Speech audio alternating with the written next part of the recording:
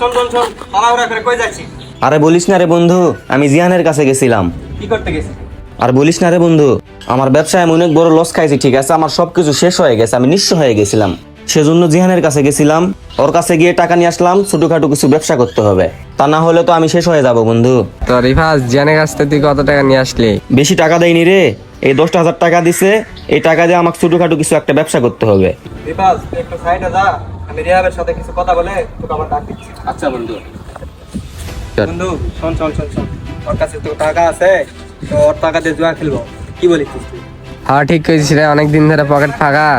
রিফাজের টাকাতে জুয়া খেলে আজকে পকেট ভরাবো। ও বন্ধু, ওর 10,000 টাকা দে, জুয়া খেলে 1 লাখ টাকা করতে পারবো, বুঝে শুনে কিছু একটা ব্যবস্থা করতে হবে। ঠিক কইছিস, তাহলে দেরি করিস না বন্ধু, রিফাজের ডাক দে। আচ্ছা রিপাস, শোন শোন, হ্যাঁ বন্ধু বল, তোদের কথা শেষ হয়েছে? বন্ধু আমাকে আর কিছু বলবি? বললে তাড়াতাড়ি বল, আমার